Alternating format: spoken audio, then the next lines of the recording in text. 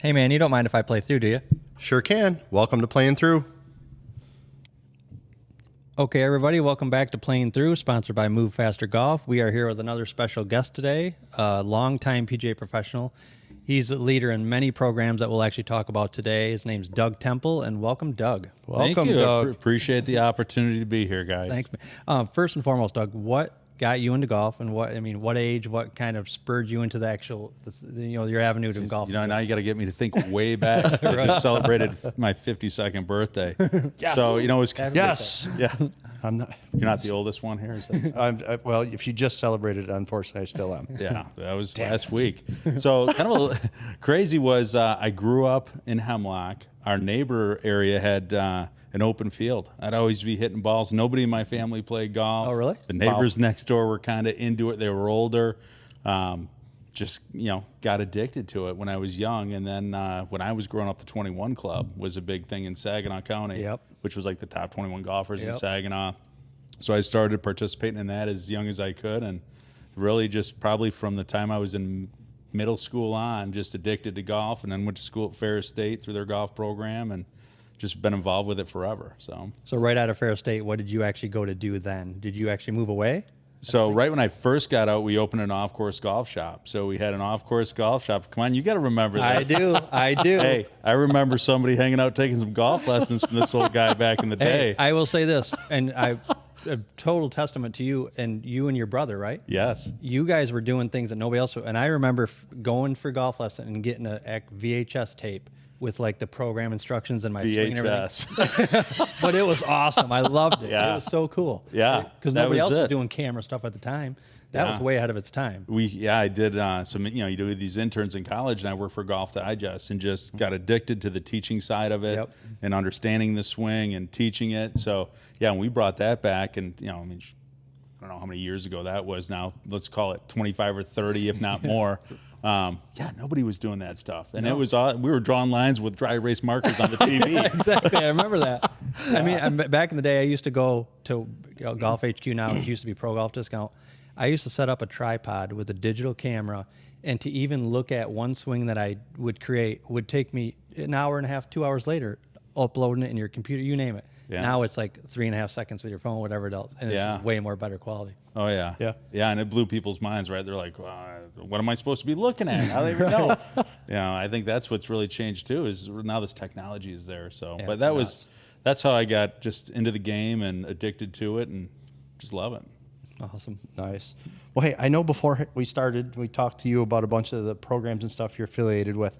One that we wanted to talk to you a little bit about was the PGA Junior League.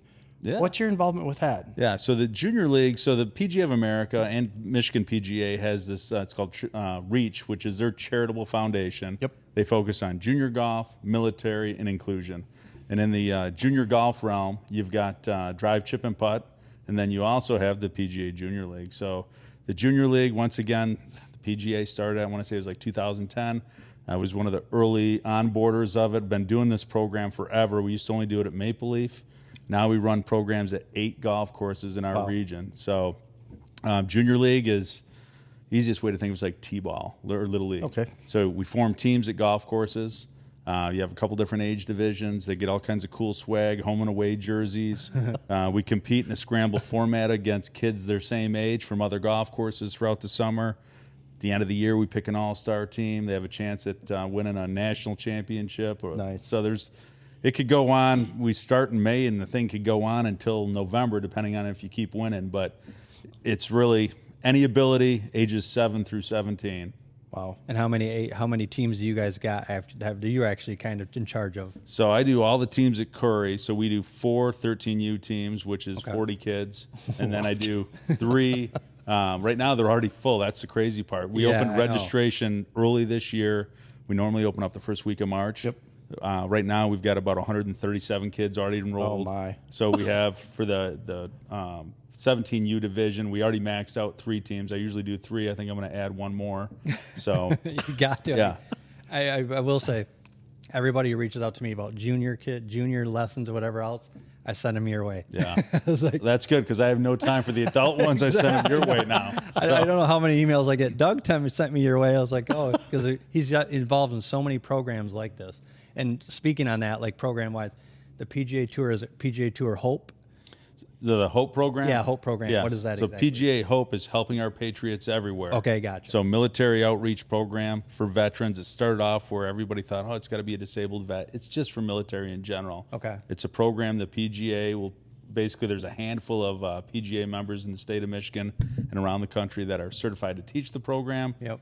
You register. The crazy part with this, we're on a waiting list already on that program. Imagine that. But you can still sign up because we can only have, there's 2 instructors. Tom Slusher is helping out right now. Mitch Boss is in the process of getting certified. Yep. Okay. So hopefully he comes on board. But the grants that we submitted are like a year ago. So we're going to do 6-week clinics for 10 veterans in each one.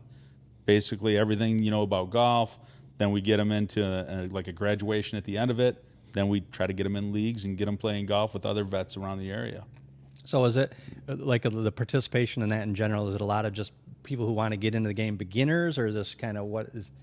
You know, it varies a ton. Does it? Okay. Yeah, so I work a lot with Elite Aluts VA Medical Facility in Saginaw. Okay. So we'll work with some of their doctors. So they'll refer individuals over. We also work with VetNet at Dow. So all of a sudden I'll get some people that from there. Then we've had individuals that are amputees that can't walk. Yep. We've had to make golf clubs because they haven't played and they can't bend over, all kinds of stuff. Yeah, really. So it's a diverse group of who's out there. But if it was just me teaching, it's a 5-to-1 ratio. So it's very small. Sure. But yeah, they come from everywhere. And like I would encourage people still to get on a wait list because the wait list is so long. What we found out is people they ended up, went down to Florida for the winter and I stayed there, never came back. Right. My interests have changed. I wanted to take golf a year ago, but I'm on this wait list. So the PGA is calling this wait list in our region a month out. So we don't start till the second week of June. Okay. So they'll start calling the second week of May. And I know a lot of these people are not going to be available to do it. So you still want to get on that list. And it's probably pretty rewarding when you kind of see, the actual participation you have. And yeah. When we do our graduation program and we bring in some different keynote speakers, so usually we do like a Monday, Wednesday program, and then when it's our graduation night, they play together, and then we have some keynote speakers. Every time I've done this, I've been doing it for years, one of the veterans will stand up and talk about how meeting other veterans has basically been a huge part of his life. And then they start telling stories you don't want to hear because it's, but they talk about, during wartime, I saw this, and being with you guys is, the camaraderie part of it. Sure. And it all started with trying to learn how to play golf, but really it's more in depth for them. They're just meeting and getting together in that camaraderie that they don't have when they leave the service. And then you start looking around like, who's cutting onions here? Yeah, exactly. I mean, every time I'm like, what? Exactly. It'd be tough. I mean, but it's cool. It's so rewarding and stuff like that. I mean, those programs are awesome. Well, one of the questions I had for you was about participation, but I think you pretty much told us what that is maxed. Yeah. Maxed out completely. Well, so last year, think of PGA Junior League, largest program in the state of Michigan, 40th largest in the country. We had 166 kids this year. Wow. I think we'll max out around 250. So we'll have 250 kids. Once again, we're doing, so our junior league, so it's not just Curry. So you got Curry, Sandy Ridge, Maple Leaf, Bay County, Bay City Country Club, Bay Valley, Twin Oaks, Vassar. We run teams at all of those. We have coaches. I do the Curry ones and kind of manage the league, but we have coaches that we train for all those other locations. And then our veterans program, it's the largest veterans program in the state of Michigan as well. This year with 6 weeks, if we capitalize out at 10, which we will, assuming that the weird thing is we have to have committed instructors. And that's the biggest thing the PGA's worked on is getting people certified to do it. But we'll end up with 60 veterans going through the program this year. Well, here's a dumb question. What would actually be the certification in the actual veterans portion? Is it dealing with a vet somehow, or is it more just golf? Twofold. So you go through, it's a one-day training, the PGA of America, you got to be a PGA member. Because I've been a big advocate. Like I work with a lot of doctors at the VA. We have individuals that I think could help that have graduated through the program, but the PGA says, no, you got to be a PGA member. They go through everything of how to communicate with a veteran. How do you coach somebody that can't hear, can't see, missing a limb, is in a wheelchair? Okay. So you go through all that, and that's why the classes are so small. And then ahead of time, like about 2 weeks out, 3 weeks out, I get a snippet of, here's Doug Temple. He's signed up. He's an Army veteran. Never played golf. So then I call and then I have a little interview with them, talk with them, let them know what they're getting into. so they don't feel all nerved up the first day they get there, how many other vets are going to be there. So this is pretty entailed. Yeah, I mean, Oh, yeah. This is, We get together that first day, and it's a round table talk like this, and we Okay. tell each other about who we are, why we're doing this, what we hope to get out of it, and really, my point of it is you're going to learn some golf through me, but you're going to learn a lot about these other people that you are with. You're going to create some friendships, some camaraderie, and really almost have a family when you get done with it. That's pretty neat. I mean, I see you guys. I mean, obviously every Monday I see you down there. And Oh, yeah. you were a bunch of guys, and I don't know what actually all the behind the scenes stuff like that. Like a round table, all that stuff. I don't know how much that goes into that. It's crazy. And the time and effort you're putting into it to make it all happen. Yeah, you know how it is. All winter long. Like right now, there's a lot happening because when things start rolling, for us, like Junior League's May 13th. I mean, it's full. It's going. There's hundreds of people in it, but you got to build up to that. A lot going on behind the scenes that people don't see. Oh yeah. So when it Well, comes it's so to, easy, right? Just Exactly. I wish it was. Yeah. easy. So obviously, I mean, you've been involved with these programs for quite. I mean, you're very entailed with them. But that being said, like, let's just change direction a little bit, just in golf instruction in general over the years. What's been the biggest thing?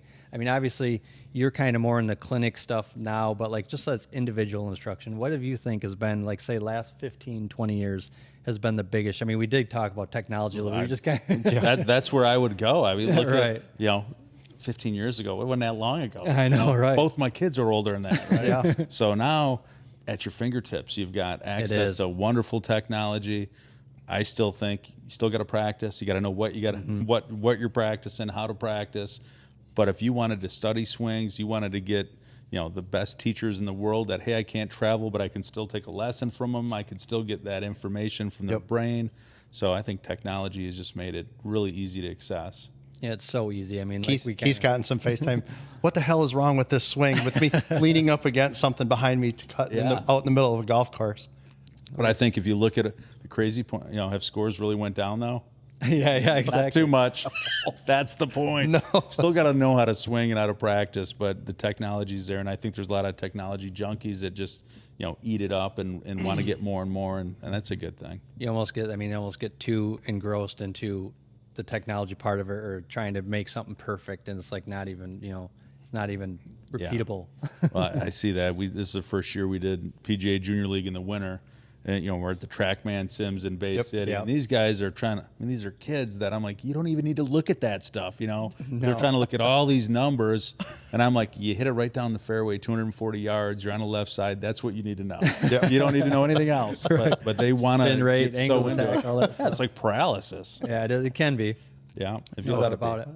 Well, when it comes to like all these numbers, I always tell everybody, still to this day, even though it's come a long way, the cameras with the phones and everything, but if you could replace anything, the camera's still number one. The camera, just being able to see positions and show people that they are doing this when they think they're doing that. Yeah.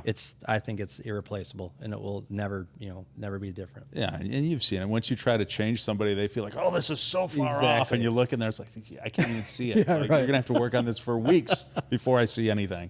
Or they're like, take a half swing, take a little, like they do it, and it's like Yeah, it's over your half head. parallel. Like, that's not the last one. No, that's your half swing. Yeah. Yes, Oh, exactly.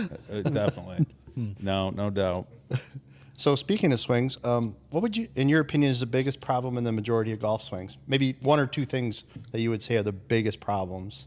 Well, I think, you get this technology piece to help you, but I think most individuals, they don't have a routine. I'm a big proponent, and I think back to our days years ago when even on the range with these guys doing the clinic format, grip, aim, stance, posture. Let's get a routine for all that stuff before you swing. The swing's a circle. But if we can understand how to get your hands on there consistently, how to get the right posture, because if you've got poor grip, poor posture, poor setup, you got 2 seconds in the golf swing to fix it. And I think most people, even that I work with a lot, they just don't take the time before they swing to be methodical enough, yet you can watch golf all weekend or watch them on the range even. I mean, they're methodically working on their process before they swing, and then the swing happens.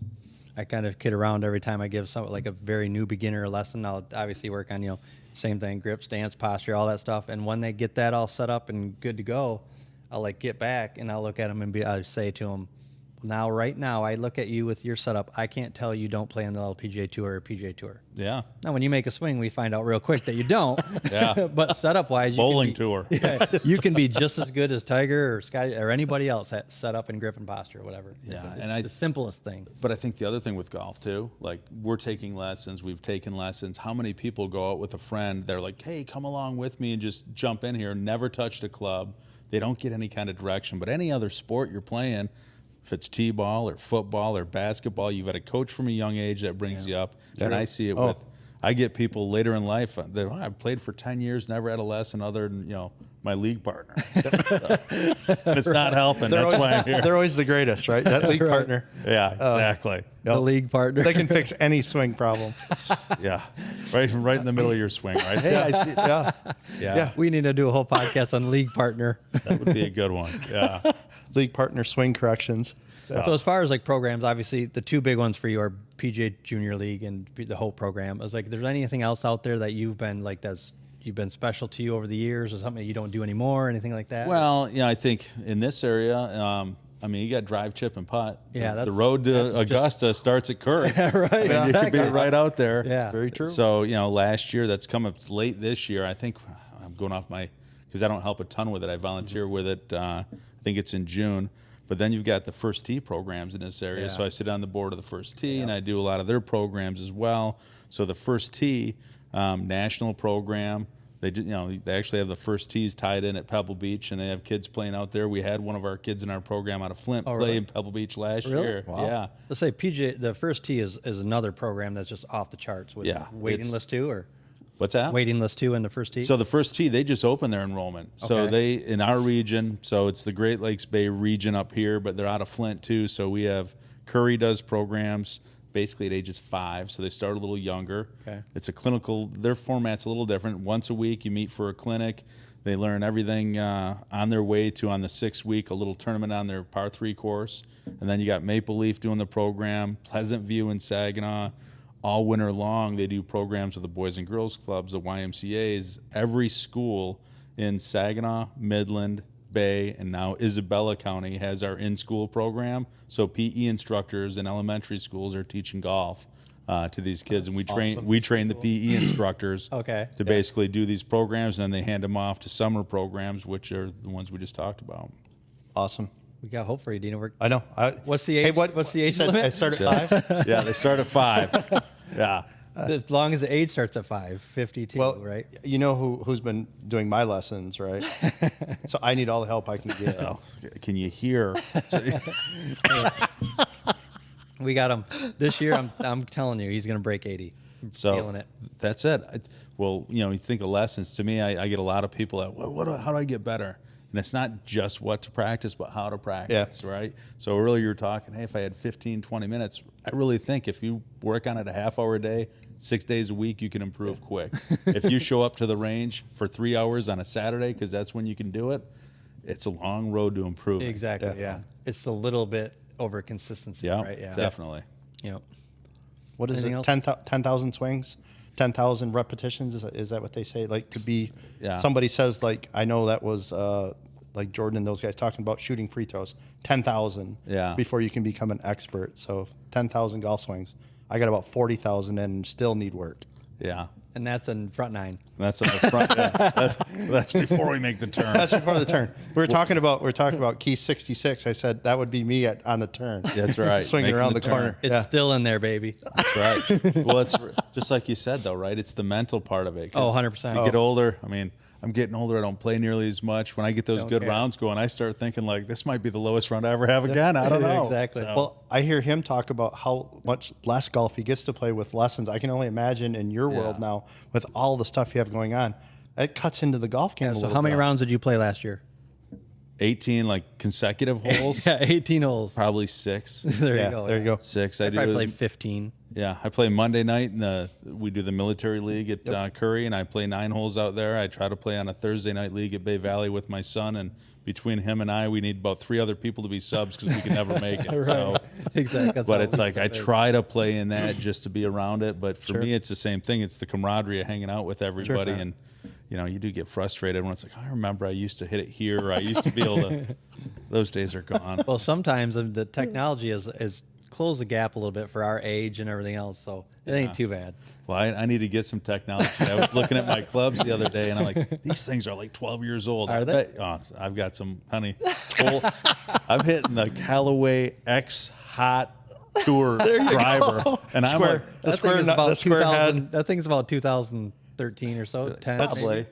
All I know is if I get a new club, I'm 50 yards longer immediately. Yeah, and straighter. Well, they were making fun of my burner 2.0s that I was still hitting last year.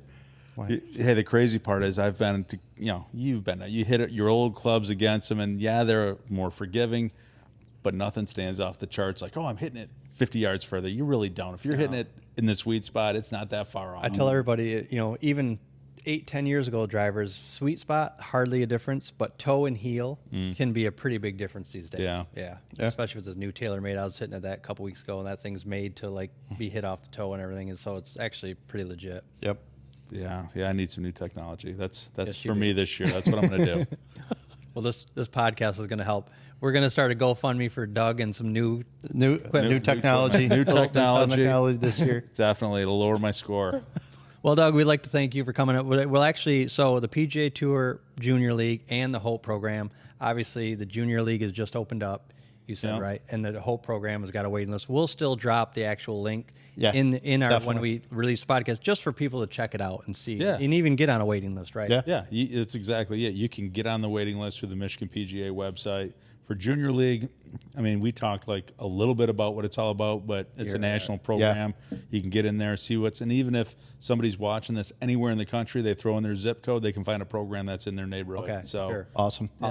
Yeah, we'll throw that in when we release it. So awesome. So we'll like to thank Doug. Obviously, Doug. He's involved with the programs that we see all over across town. I'm always down the golf course and seeing the vets and all the junior stuff, and you guys got going on. See it on Facebook all the time. So it's awesome to have you and just talk about it a little bit. Yeah. Well, I appreciate the opportunity, guys. Awesome. Thanks. Well, Thanks everybody, appreciate it. We'll see you soon. See you soon, MFers. Thanks, everyone, for sticking around and hearing what we had to blab about here at Playing Through. And remember, if you want to become an official MFer, please like and subscribe.